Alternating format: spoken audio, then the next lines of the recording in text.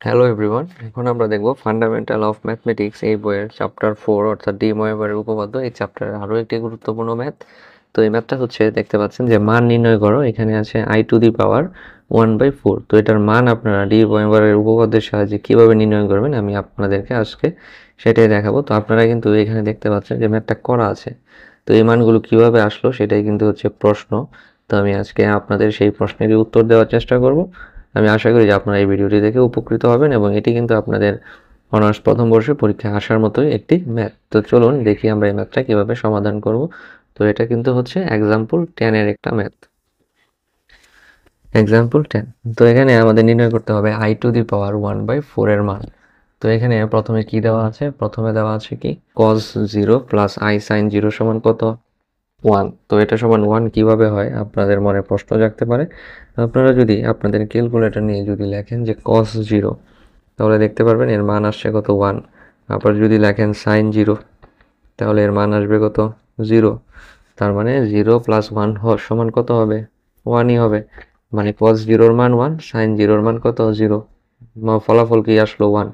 তারপর আছে cos পাই। তো পাই সমান কত? পাই সমান হচ্ছে 180। তো আমরা যদি লিখি যে cos 180-র মানটা যদি দেখি, তাহলে আমরা কি পাই? cos 180-র মান হচ্ছে -1। তো আমরা এখানে পেলাম -1। আর sin 180-র মান কত হবে? sin 180-র মান হবে 0। তার মানে এখানে হবে -1 প্লাস 0 মানে হবে -1। তার মানে আমরা 1 সমান লিখতে পারি cos 0 প্লাস i sin 0, -1 সমান লিখতে পারি cos pi plus i sin পাই। আর এখানে যে আছে যে cos π/2 প্লাস i sin π/2 সমান কত আছে? i। পরের গুলা যে আছে, পরের গুলো আমরা এভাবে মনে রাখবো যে i সমান আমরা লিখবো cos π/2 মানে cos 90 ডিগ্রি। আর এখানে আছে i sin π/2।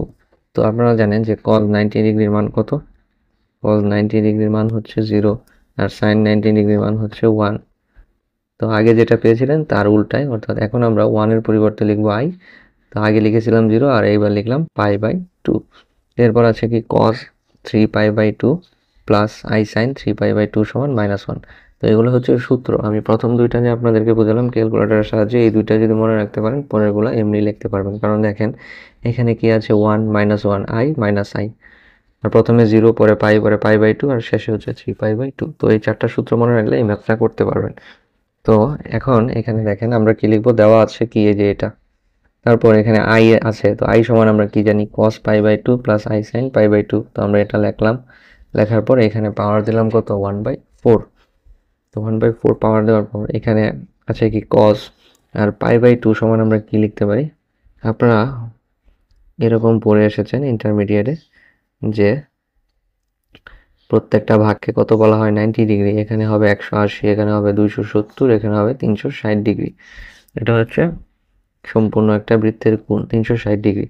তো π/2 মানে কি? পাই হচ্ছে 180 আর π/2 মানে হচ্ছে 90। মানে হচ্ছে এই যে এই cos π/2 আছে প্রথম ঘরে। cos π/2 কোথায় আছে? cos π/2 আছে প্রথম ঘরে। তো আমরা যদি এখন লিখি যে 2n পাই, তো এটা দিয়ে কি বোঝায়? n এর মান যদি ধরি আমরা 1, তাহলে আমাদের এখানে আছে কি 2 পাই। তো 1 পাই সমান আমরা কত জানি? 180। তাহলে 2 পাই সমান কত হবে? 360। তো 360 কিভাবে হবে? এই যে দেখেন 90, 180, 270, 360। 360 কি? 360 হচ্ছে 2n পাই। এই সবটা সমান হচ্ছে 360। আর এখানে আমরা কি নিলাম? π/2। তো π/2 মানে কি? 90 ডিগ্রি। তার মানে এটা কিন্তু সেই প্রথম কক্ষপথে আছে। কিন্তু এই জিনিসটাকে আমরা একটু ঘুরিয়ে লিখলাম যে 2n পাই প্লাস π/2। মানে এই π/2 এর মানই লিখলাম আমরা, কিন্তু 2n প্লাস পাই প্লাস π/2 আকারে লিখলাম।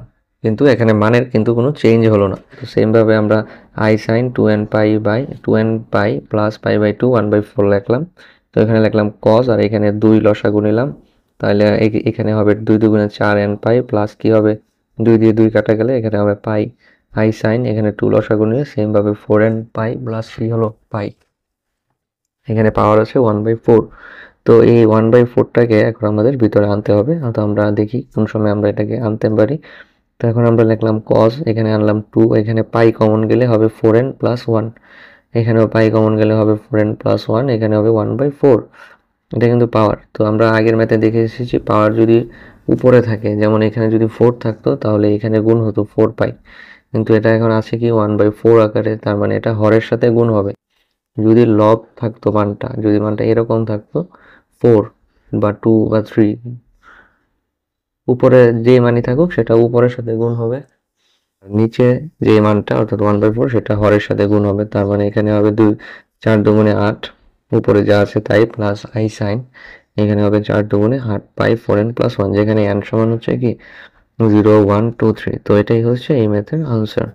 আপনারা দেখলেন তো যে কত সহজে ম্যাথটা করতে পারবেন। তো আপনাদেরকে যদি এখন বলে যে 1/1/4 এর মান নির্ণয় করো, তো আপনারা নির্ণয় করতে পারবেন না। আপনারা কিন্তু সেম ভাবে নির্ণয় করবেন, cos 0 প্লাস i sin 0 সমান কত হবে 1।